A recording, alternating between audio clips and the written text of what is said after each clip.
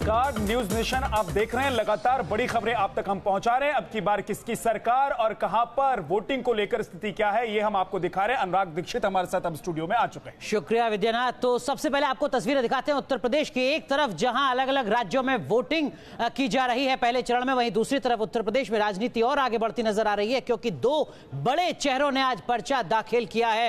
रायबरेली और अमेठी का हम जिक्र कर रहे हैं, जहां पर कांग्रेस की पूर्व अध्यक्ष वरिष्ठ कांग्रेस नेता सोनिया गांधी ने रायबरेली में अपना पर्चा दाखिल किया, तो वहीं दूसरी तरफ अमेठी में पहुंची हैं केंद्रीय मंत्री स्मृति ईरानी और साथ में उत्तर प्रदेश के मुख्यमंत्री योगी आदित्यनाथ। और यह मौका है स्मृति ईरानी के नामांकन पत्र को दाखिल करने का। सीधा मुकाबला कांग्रेस अध्यक्ष राहुल गांधी से 2014 के बाद एक बार फिर आमने सामने स्मृति ईरानी और राहुल गांधी।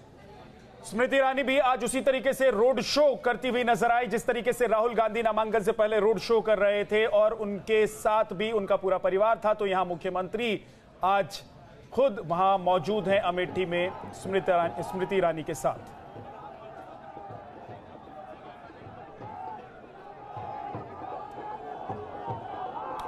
केंद्रीय मंत्री स्मृति ईरानी का रोड शो चल रहा है अमेठी की धरती पर। स्मृति ईरानी के साथ योगी आदित्यनाथ आपको दिखाई देंगे, और साथ ही साथ आपको बता कि तमाम जो भारतीय जनता पार्टी के मंत्री वो इसमें इस वक्त यहाँ पर मौजूद हैं। स्मृति ईरानी लगातार लोग अभिवादन स्वीकार कर रही हैं, अभिवादन लोगों को दे रही हैं, और एक बड़ा सा बैनर पोस्टर वाला ट्रक है जिसमें प्रधानमंत्री नरेंद्र मोदी, अमित शाह, स्मृति ईरानी और योगी आदित्यनाथ की फोटो लगी हुई है। यहाँ पर देखिए कि लोगों की भीड़ दिखाई दे रही है, साथ ही साथ तमाम वाहन इस काफिले में आपको दिखाई देंगे। रोड शो लाल लश्कर के साथ स्मृति ईरानी कर रही है। 2014 के लोकसभा चुनाव में स्मृति ईरानी 3 लाख के आसपास मत पाई थी। उसके अलावा राहुल गांधी को 4,07,000 मत मिले थे। तो कुल मिला के 1,07,000 का मार्जिन लोकसभा चुनाव 2014 में था। इस बार स्मृति ईरानी कड़ी टक्कर राहुल गांधी को अमेठी में दे रही हैं। अमेठी कांग्रेस का गढ़ कहा जाता है, और इस गढ़ में भारतीय जनता पार्टी स्मृति ईरानी सेंध लगाने में लगी हुई है। मुकेश कुमार के साथ मोहित राज दुबे, न्यूज नेशन, अमेठी।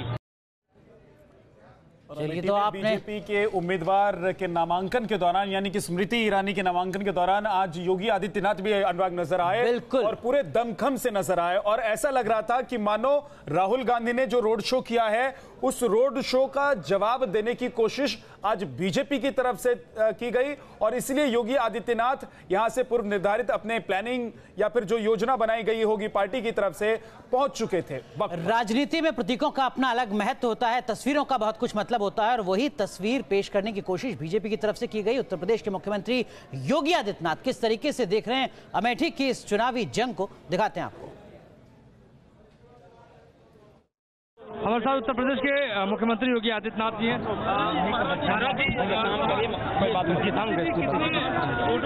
भारी बहुमत से जीतेंगे, रिकॉर्ड बनेगा। आपने बहुत शानदार भाषण दिया है, कहा कि जमानत जब्त हो रही है राहुल गांधी की। एकदम भारतीय जनता पार्टी प्रचंड बहुमत के साथ यहाँ पर चुनाव जीतेगी। भैया आगे बढ़ो ना, आगे चलो चलो आगे चलो। नामांकन में कितने वोटों से? देखो भाई,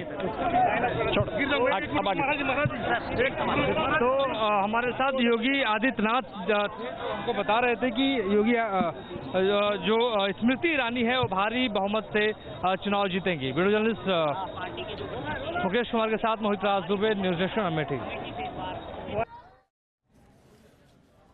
तो न्यूज नेशन लगातार पल पल की अपडेट आप तक पहुंचा रहा है। अलग अलग राज्यों में जहां मतदान किया जा रहा है वहां पर मतदान का प्रतिशत क्या है। खास मेहमान हमारे साथ जुड़े हुए हैं, वरिष्ठ पत्रकार राजेश बादल जी हैं हमारे साथ, वरिष्ठ पत्रकार उमाकांत लखेड़ा साहब है, और साथ में ग्राउंड जीरो से तमाम हमारे सहयोगी जुड़े हुए हैं जो बता रहे हैं कि किस तरीके की तस्वीर है बदलते वक्त के साथ। यासिर हमारे साथ जुड़े हैं हैदराबाद से, इदरीस हमारे साथ बारामूला से, सुभाष शिर्के नागपुर से, और साथ ही रविकांत मुजफ्फरनगर से हमारे साथ जुड़े हुए हैं। एक बार रुक कर लेते हैं इदरीस का, बारामूला में मौजूद हैं वो। इदरीस, हम सुबह में देख रहे थे कि लोग बहुत तेजी से बाहर आ रहे थे घर के बाहर, हमने डांस करते हुए भी लोगों की तस्वीरें देखी, खुशी मनाते हुए, उत्साह से भरे हुए लोग नजर आ रहे थे। अभी भी स्थिति ऐसी ही है क्या वोटिंग को लेकर?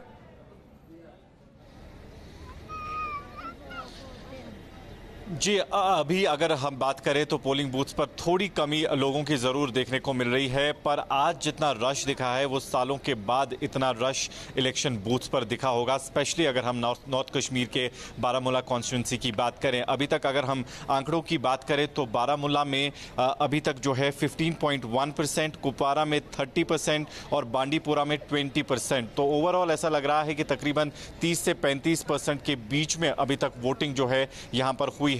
हालांकि लंबी लाइनें जो इस पोलिंग बूथ पर सुबह से ही देखने को मिल रही थी, अब उनमें थोड़ी कमी देखने को मिल रही है। पर बाकी इलाकों से अभी भी खबर आ रही है कि काफ़ी ज़्यादा एक्साइटमेंट लोगों में इस बार है और लोग जो है काफ़ी नंबर्स में पोलिंग बूथ तक पहुंच रहे हैं। सिक्योरिटी एक तरीके से बहुत ही बड़ा कंसर्न है। हालांकि हुर्रियत कॉन्फ्रेंस ने आज बंद की कॉल भी दी थी, बावजूद उस बंद के हमने देखा कि पूरे नॉर्थ कश्मीर के जितने भी इलाके हैं आज वो पोलिंग बूथ तक पहुंचे। बिल्कुल, बहुत बहुत शुक्रिया इदरीस तमाम जानकारी साझा करने के लिए। आगे भी आपसे जुड़ेंगे और तमाम अपडेट लेते रहेंगे। लेकिन नागपुर में किस तरीके की तस्वीर है, हमारे सहयोगी सुभाष शिर्के हमारे साथ जुड़े हुए हैं। सुभाष, नागपुर से कांग्रेस के सांसद भी चुनकर आते रहे हैं संसद में और अब मुकाबला नितिन गडकरी का है। किस तरीके का मुकाबला नजर आ रहा है और किस तरीके का मतदान का प्रतिशत इस वक्त तक? अनुराग, अगर 1996 और 2014 का चुनाव अगर लोकसभा का छोड़ दिया जाए तो लगातार यहां पर कांग्रेस जीतती आ रही है और इस बार भी कांग्रेस ने नाना पटोले, जिन्होंने प्रफुल्ल पटेल को पिछले चुनाव में हराया था, उनको यहां पर उतारा है कांग्रेस के कैंडिडेट के बतौर। और यहां पर जो टक्कर है वो काफ़ी अच्छी देखने को यहां पे मिल रही है। आप देख सकते हैं कि मैं इस वक्त यहां पे इंदौरा चौक नाम का एक इलाका है जहां पे जो ज़्यादातर ये इलाका जो है वो दलित बहुल इलाका है और यहाँ पर काफ़ी आप देखने को मिल रहा है कि लोग जो है यहाँ पे काफ़ी संख्या में लाइन में खड़े हुए हैं। सुबह थोड़ा सा यहाँ पे वोटिंग जो था उसका प्रतिशत कम था, लेकिन दोपहर में जैसे ही धूप कम हो गई उसके बाद ये प्रतिशत बढ़ा है और अब जो चुनाव आयोग ने हमें बताया उसके मुताबिक लगभग 35% के आसपास नागपुर में वोटिंग हुआ है। और नागपुर के समेत बाकी जो विदर्भ के 7 वोटिंग चुनाव क्षेत्र है वहाँ पे भी लगभग ऐसी ही सिचुएशन है। अनुराग जी, आप बने रहिए हमारे साथ। सुभाष, आपके पास वापस लौट कर आएंगे, लेकिन नागपुर की बात हो रही है, नितिन गडकरी की बात हो रही है, क्योंकि वो केंद्रीय मंत्री हैं, साथ ही चुनाव एक बार फिर से लड़ रहे हैं। कांग्रेस के गढ़ में घुसकर बीजेपी के लिए सीट लेकर आए थे 2014 में। उनकी पत्नी क्या सोच रही हैं? उनसे जब सवाल किया गया उनकी पत्नी से कि नितिन गडकरी क्या प्रधानमंत्री बन सकते हैं, तो उस पर उन्होंने क्या कहा है, आपको सुनवाते हैं। हमारे साथ नितिन गडकरी की मिसेस है कांचन, उनसे बात करते हैं। कांचन जी, हमें बताइए कि आपने जो वोट दिया किस मुद्दे पे दिया? जो डेवलपमेंट नागपुर की हुई उस वही इस पे वोट दिया है और सब नागपुर का लोग जो है वो डेवलपमेंट की ओर से वोटिंग दे रहे हैं और आपका राष्ट्रीय हक बजा रहे हैं। क्या आपको लगता है कि नितिन गडकरी प्रधानमंत्री पद के मटेरियल है? नहीं, ये मेरा विषय नहीं है, मैं इसके बारे में कुछ नहीं बोलूँगी। लेकिन जिस तरह से उन्होंने देश को बड़े बड़े काम किए हैं, क्या आपको लगता है? नहीं, ये सब पार्टी का विषय है, पार्टी विल डिसाइड। आप और क्या चाहती हैं अगले 5 साल में उनसे क्या कमी रह गई है जो काम होना चाहिए? हाँ, और जो नागपुर की डेवलपमेंट बाकी है वो डेवलपमेंट अगले 5 साल में बहुत होगी। अच्छा नागपुर से स्मार्ट सिटी बनेगा। धन्यवाद न्यूज़ नेशन से बात करने के लिए। ये थे कांचन गडकरी, वो कह रही है कि नागपुर का जो बाकी डेवलपमेंट है वो नितिन गडकरी पूरा करें। वीडियो जर्नलिस्ट राजेश मालकर के साथ सुभाष शिर्के, न्यूज़ नेशन, नागपुर। और बीजेपी में नितिन गडकरी वो व्यक्ति हैं जिनको लेकर ये भी संभावना व्यक्त की जा रही है कि अगर जोड़ तोड़ की स्थिति आ गई अनुराग, और अगर ऐसी स्थिति बनी कि गठबंधन की सरकार बनानी पड़ेगी बीजेपी को चुनाव के बाद, तो नितिन गडकरी वो व्यक्ति हैं जिनका नाम आगे हो सकता है और प्रधानमंत्री तक वो बिल्कुल। लेकिन एक लोकसभा सांसद के तौर पर 2014 में नितिन गडकरी की जीत के मायने भी बहुत ज्यादा थे, क्योंकि नागपुर जो संघ का केंद्र है। लेकिन जैसा हमारे सहयोगी ने बताया कि 1952 से 2014 तक लगातार कांग्रेस के सांसद चुनकर नागपुर से आते रहे। बीच में 1-2 बार को चुनाव को छोड़ दिया जाए। लेकिन बागपत में, पश्चिमी उत्तर प्रदेश में किस तरीके का सियासी घमासान है, ये थोड़ा समझने की कोशिश करते हैं। सीधा रुख करते हैं, हमारे सहयोगी मोहित बख्शी हमारे साथ जुड़ रहे हैं। मोहित, क्या कुछ अपडेट, मतदान का प्रतिशत कितना पहुंचा अब तक? देखिए, अभी लेटेस्ट अपडेट 3 बजे वाला जो है वो चुनाव आयोग जब जारी करेगा तो हम बताएंगे। तब 1 बजे तक जो आया था उस आंकड़े के मुताबिक 38% वोट हो चुका है। कई पोलिंग बूथ हैं जहां पर हम खुद गए, सेक्टर मजिस्ट्रेट ने बताया कि 50% के करीब वोटिंग हुई है। गर्मी ज्यादा है, वही एक बड़ा कारण है। खेतों में काम है इस वक्त, तो ये भी एक बड़ा कारण है। लेकिन लोगों में उत्साह है, उम्र कोई भी हो, लोग आगे बढ़ रहे हैं। सियासी घमासान की अगर बात करें तो दोनों ही दिग्गज उम्मीदवार यहां पर हैं। खुद जयंत चौधरी से जब हमने बात करी थी तो जयंत चौधरी ने भी ये बात कही थी कि ठीक है, दोनों चुनावी मैदान में है, चुनाव का रिजल्ट आएगा बाद में, लेकिन मजबूत हुए हैं गठबंधन। महागठबंधन जब एक हुआ है, कार्यकर्ता एक हुए हैं, तो उससे बहुत ज्यादा मजबूती मिली है। और दावा किया था दोनों ही प्रत्याशियों ने, चाहे सतपाल सिंह की बात करें चाहे जयंत चौधरी की, दोनों ने ही अपनी अपनी जीत के दावे किए हैं। लेकिन जीत के दावे कितने सच साबित होते हैं ये तो जनता को तय करना है, और 23 मई का जो रिजल्ट होगा उस दिन तय होगा। बिल्कुल, तो इंतजार चुनाव आयोग के आंकड़ों का है, जिसके मुताबिक पता चलेगा कि 3 बजे तक मतदान का प्रतिशत कितना रहा है बागपत में। लेकिन बागपत उन चुनिंदा संसदीय क्षेत्रों में से एक है जहां पर मुकाबला कहीं ज्यादा कड़ा है, खासकर उत्तर प्रदेश की राजनीति की बात की जाए, क्योंकि महागठबंधन में तीसरी अगर कोई ताकत है तो वो राष्ट्रीय लोकदल है। और राष्ट्रीय लोकदल के एक बड़े चेहरे जयंत चौधरी का यहां पर मुकाबला है, केंद्रीय मंत्री रहे सतपाल सिंह से। पिछली बार वो हार गए थे यहां से चुनाव, इसलिए इस बार पूरा दमखम लगाकर जोर से कोशिश कर रहे हैं वो कि इस चुनाव को वो जीत लें, क्योंकि पिछली बार की जो हार है उसको खत्म करना है। और इस बार स्थिति थोड़ी बदली हुई भी है, क्योंकि गठबंधन की तरफ से वो चेहरा है। हमारे साथ तमाम मेहमान मौजूद हैं।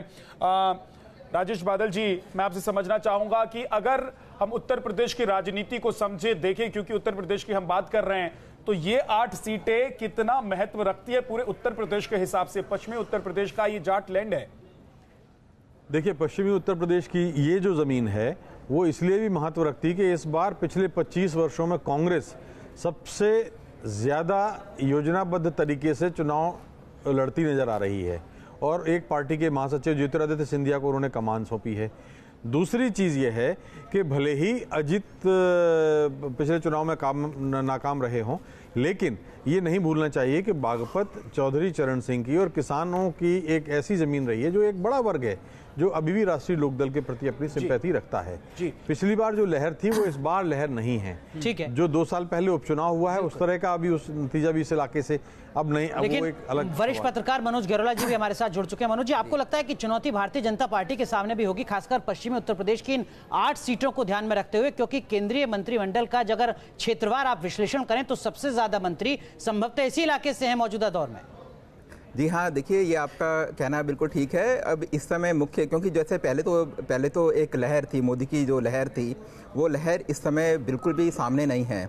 और दूसरी एक और चीज़ है जिसमें कि मेरा काफ़ी इंटरेस्ट है कि इस बार अगर हम पूरे हिंदुस्तान की बात करें तो 80 मिलियन से ज़्यादा नए वोटर्स हैं।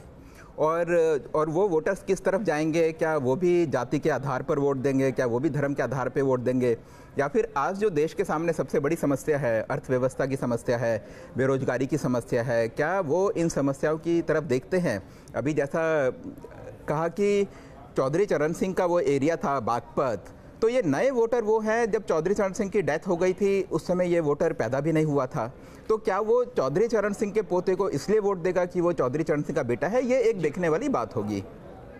यूपी में बीजेपी का मुकाबला मुख्यतः स्थानीय पार्टियों से है।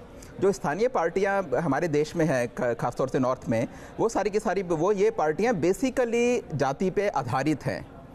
और अब ये जो एक नेशनल पार्टी है, और नेशनल पार्टी की फाइट सीधा ही उन जो लोकल पार्टी से है जो कि जाति पे आधारित हैं। तो ये नया वोटर की तरफ एक बड़ा नया वोटर क्या जाति के आधार पर वोट देगा, ये एक बहुत बड़ा फैक्टर होगा।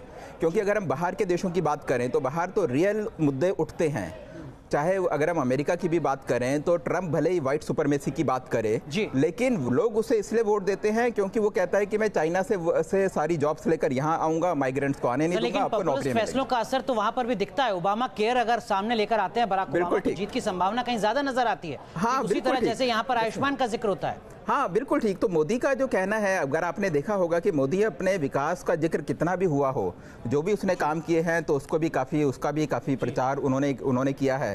तो हो सकता है कि नए वोटर को वो चीज अट्रैक्ट करे, लेकिन बजाय जाति के। उमाकांत लखेड़ा जी, एक तरफ जो बात कह रहे हैं सर कि आपको रोजगार युवा जो ये सोचकर आ रहे हैं कि भाई अगर हम वोट करेंगे तो उस नेता को करेंगे, उस पार्टी को करेंगे जो हमारे लिए रोजगार की व्यवस्था कर सके। दूसरी तरफ राष्ट्रवाद है, दूसरी तरफ धर्म है, जाति है। आपको क्या लग रहा है कि इस बार अगर युवा इतनी बड़ी तादाद में वोट करने के लिए निकल रहे हैं तो उनके जहन में कौन सी बात ज्यादा स्ट्राइक करेगी? देखिए, आपका सवाल बहुत सही सवाल है, क्योंकि हर पार्टी कह रही है कि जो नई जनरेशन है, युवा लोग हैं, युवाओं का भारत है, तो युवा लोग के लिए शिक्षा है, शिक्षा क्वालिटी एजुकेशन का मुद्दा है। दूसरा ये है कि क्वालिटी एजुकेशन के मुद्दे के बाद रोजगार का सवाल है।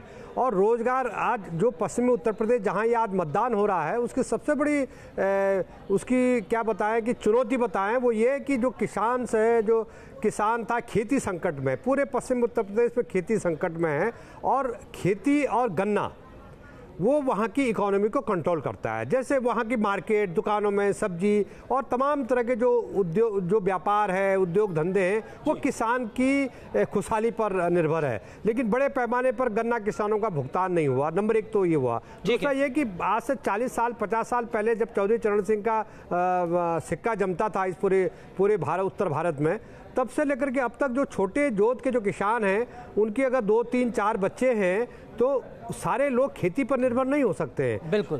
तो जो लोग खेती पर 1 भाई 2 भाई निर्भर हो सकते हैं, लेकिन 2-3 लोगों को तो रोजगार, बाकी नौकरी चाहिए, उनको भी अच्छी एजुकेशन चाहिए, उनको MBA करना है, उनको ITI IIT करना है। और जो शहरों में जो बाकी, तो आप कह रहे हैं पश्चिमी उत्तर प्रदेश का अगर जिक्र किया जाता है तो छोटे किसानों की समस्या एक बड़ा मुद्दा है। इस देश में 90% से ज्यादा किसान वही छोटे किसान ही हैं। देखते हैं कि किस तरीके से असर दिखता है। रुक रहे हैं यहाँ पर कुछ देर के लिए, लेकिन पल पल की अपडेट न्यूज नेशन लगातार आप तक पहुंचाता रहेगा।